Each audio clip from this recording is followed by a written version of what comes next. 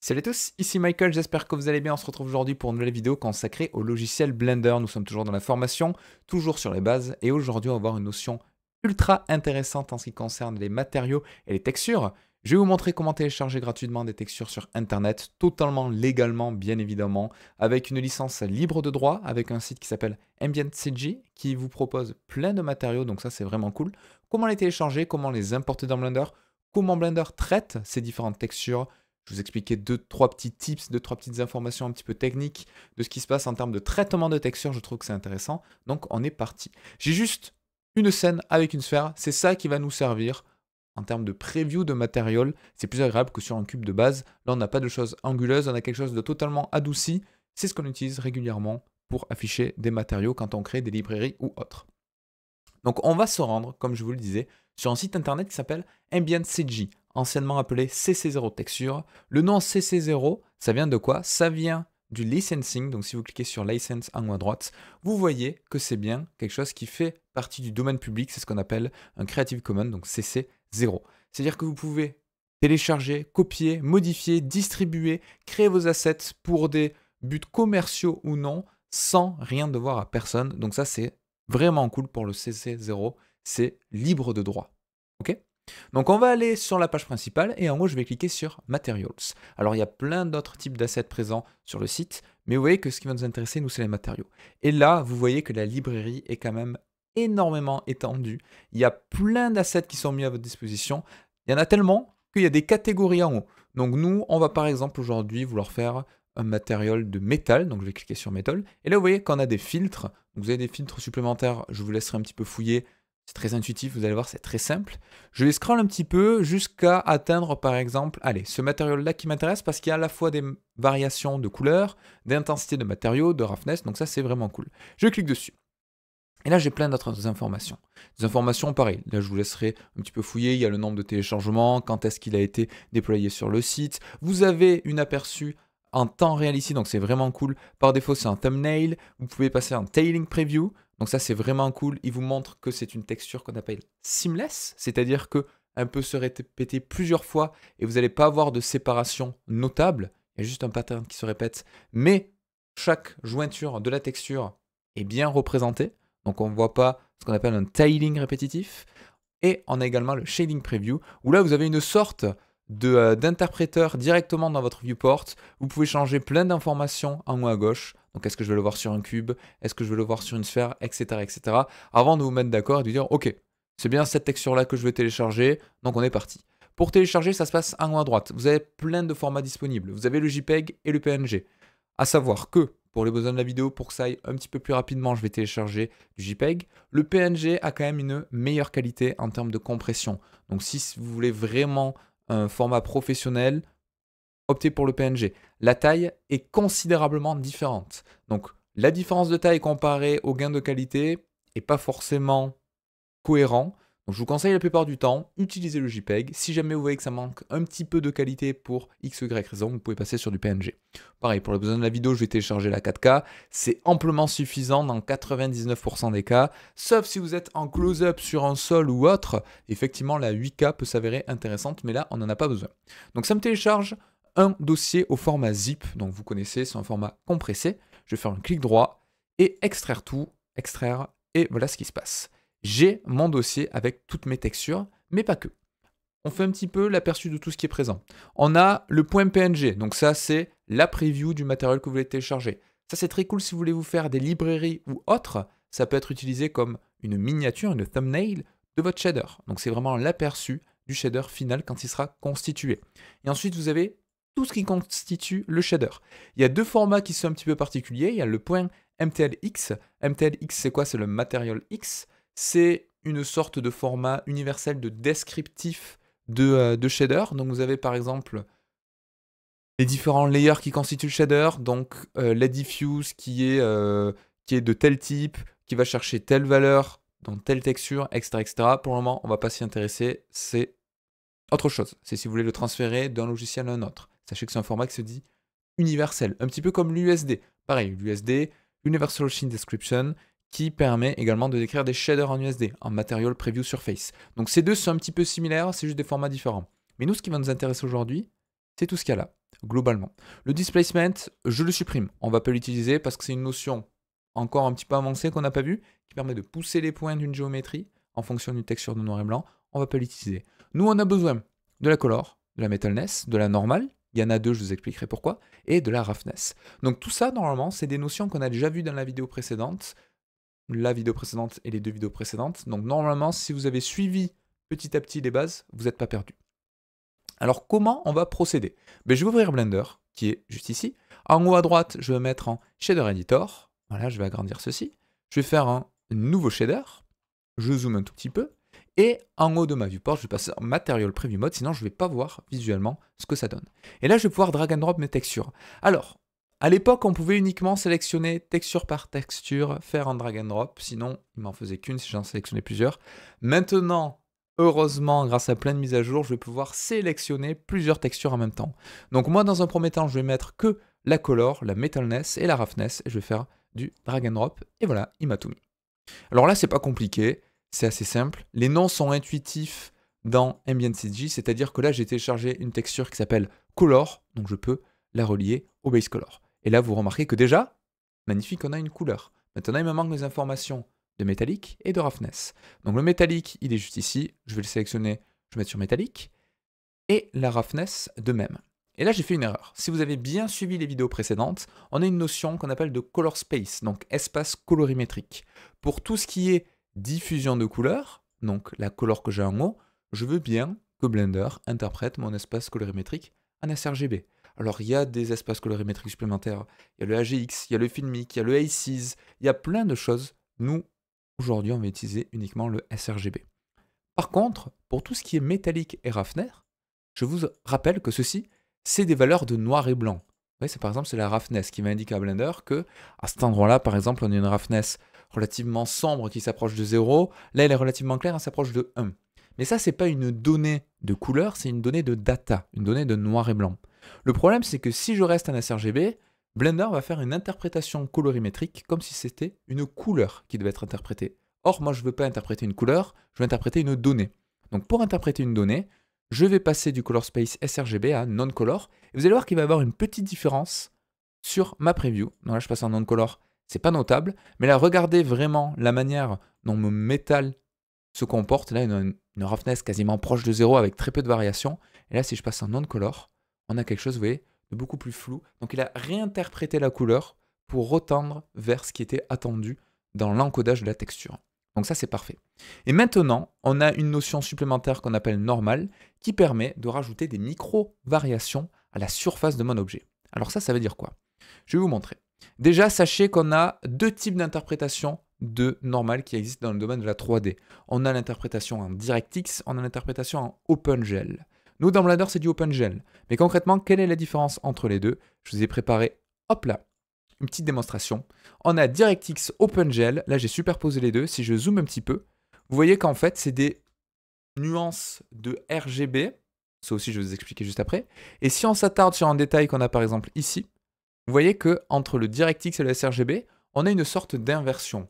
Donc le fait de ne pas utiliser la bonne texture, c'est ultra important parce que ça veut dire que si vous utilisez du DirectX dans Blender, votre projection d'ombre sur votre normal map sera inversée par rapport à ce qui est attendu. Donc globalement, de loin, la texture est relativement similaire. On remarque juste qu'il y a quelque chose d'étrange, on a les mêmes patterns, mais la projection d'ombre qui va être définie par la normal map va tout simplement être inversée sur le vert, sur le green channel. Donc ça, on peut inverser le green channel pour passer du DirectX au OpenGL. C'est encore une notion avancée, je vous expliquerai si vous voulez comment on fait.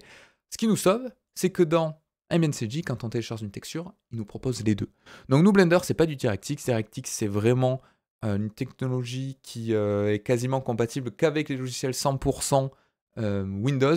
Nous, c'est du OpenGL dans Blender, comme dans la plupart maintenant des logiciels de 3D, mais des fois il y a des exceptions, parfois c'est du DirectX, donc sachez que vous pouvez télécharger directement les textures à DirectX, ou comme je vous disais, traiter la normal map OpenGL en inversant le canal vert pour avoir quelque chose pour passer de un à l'autre.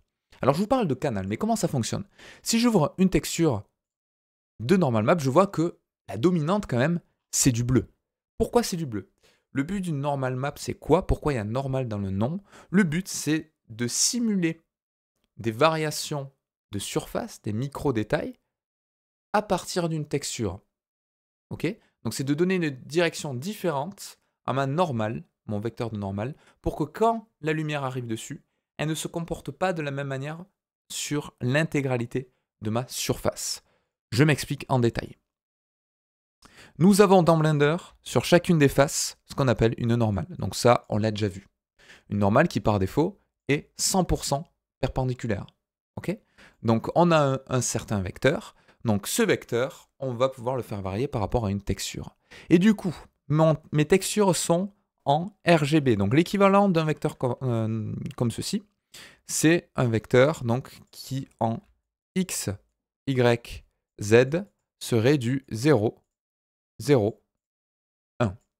Ok? Parce que j'ai un vecteur qui va en Z, en 1. Donc ça, c'est l'équivalent en RGB, en red, green, blue du coup. Voilà. Donc c'est comme si j'avais 0 rouge, 0 vert et 1 en bleu.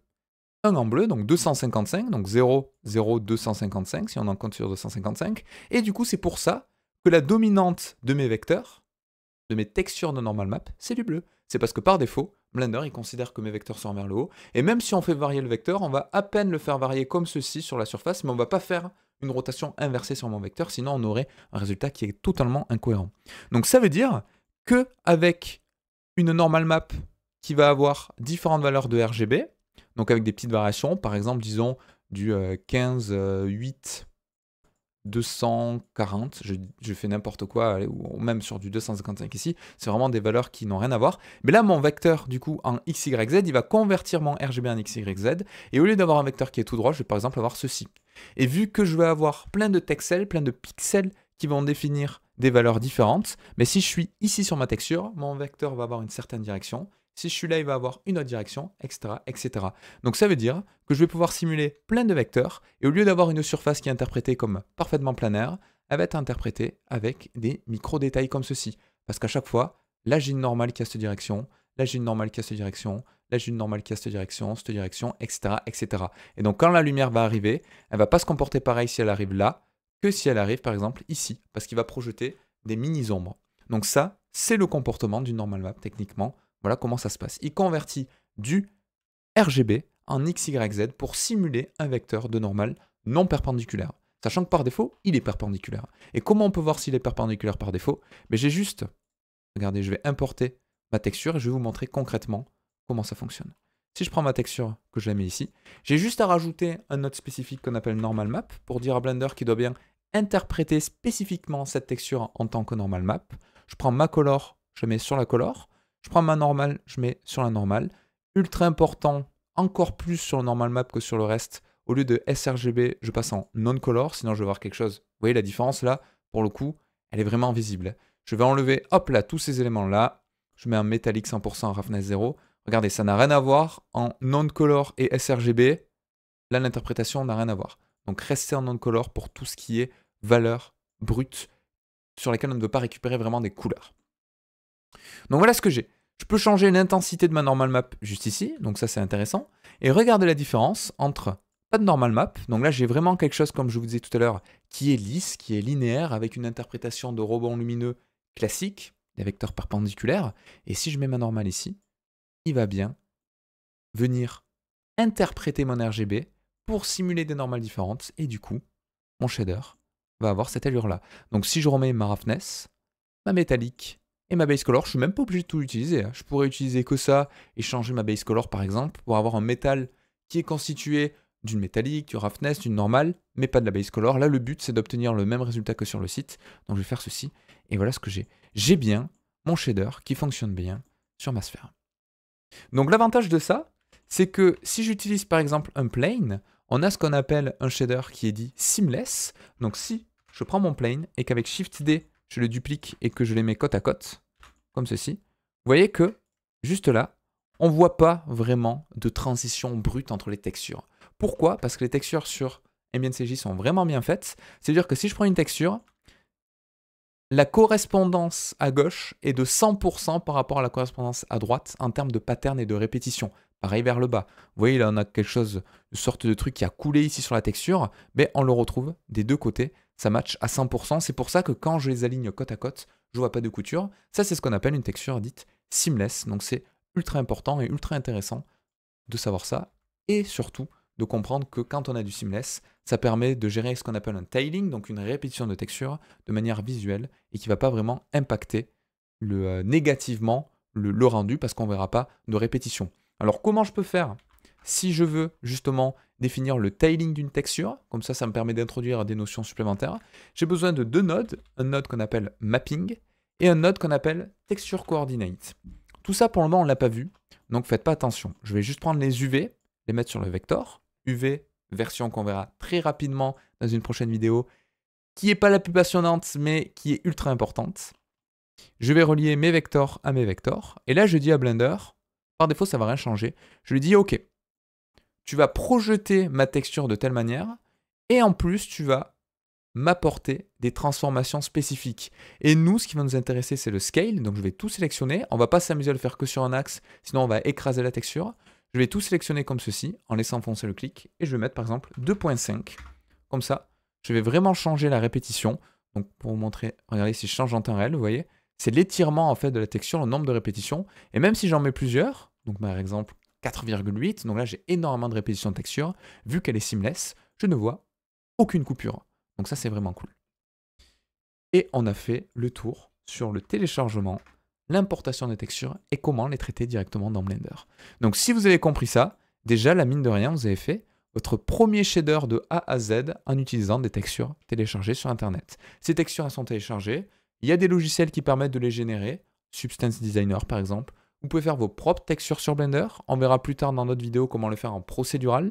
Et l'avantage c'est que vous avez bien compris ça, vous pouvez mélanger plusieurs techniques. C'est-à-dire que vous pouvez récupérer une texture uniquement de normal map, mais faire tout le reste à la main. Par exemple, on pourrait très bien se dire, mais moi, voilà, je veux un métal qui soit vraiment gris foncé comme ceci, avec une normal map pour ajouter des petites variations, mais je ne veux pas utiliser les autres textures. C'est possible. Donc faites vraiment ce que vous voulez. Mais là, l'objectif, c'était vraiment de vous montrer que ce que vous avez ici dans les previews d'Internet, ben, on peut globalement retrouver exactement la même chose. Alors bien évidemment, on est dépendant de l'éclairage, c'est pour ça que le métal n'a pas exactement la même allure, mais on a le même résultat en termes d'interprétation de texture. Donc voilà, c'est tout pour aujourd'hui. Il y a beaucoup d'infos à droite à gauche.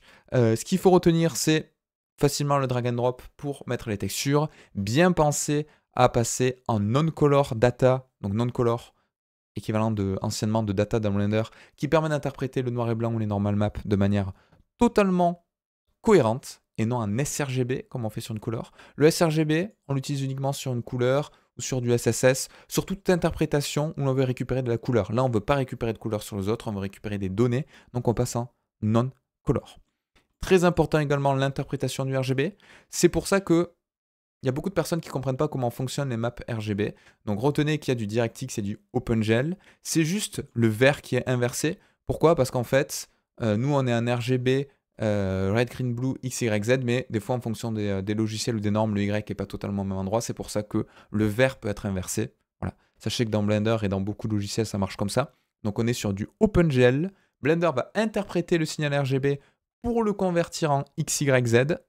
Okay, et simuler un vecteur ensuite qui va avoir un certain angle par rapport à ces coordonnées-là pour avoir des micro-détails de variation à la surface de mon objet sur ma normale et donc différencier un petit peu la manière dont les rayons lumineux vont se comporter à la surface. Donc ça, c'est la notion un petit peu compliquée et c'est pour ça que la dominante d'une couleur sur une normal map, c'est du bleu. Parce que c'est le troisième axe. On veut toujours le Z, a priori, hein, qui tend vers l'extérieur. D'ailleurs, une couleur neutre pour du normal map, c'est du bleu uni. Voilà, à 255. Donc là, vous aurez une normal map vers le haut, qui ne bouge pas, en termes de vecteur. Et on fait à chaque fois varier un petit peu ceci, mais on a une dominante de vecteur vers le haut, c'est pour ça que la dominante est bleue. Sauf si vous avez vraiment des normal maps importantes sur des variations, mais il ne faut pas trop s'amuser à jouer avec ça, sinon vous pouvez avoir des résultats incohérents. Donc c'est tout pour aujourd'hui. J'espère que ça vous aura plu, que vous avez appris pas mal de choses. Si vous avez des questions spécifiques, n'hésitez pas. On est rentré un petit peu sur la technique de tout ça, on ne l'avait pas encore abordé, mais je trouvais ça intéressant. N'hésitez pas si vous avez des questions, bien sûr, c'est toujours un plaisir. et je vous dis à la prochaine. Ciao tout le monde, à plus.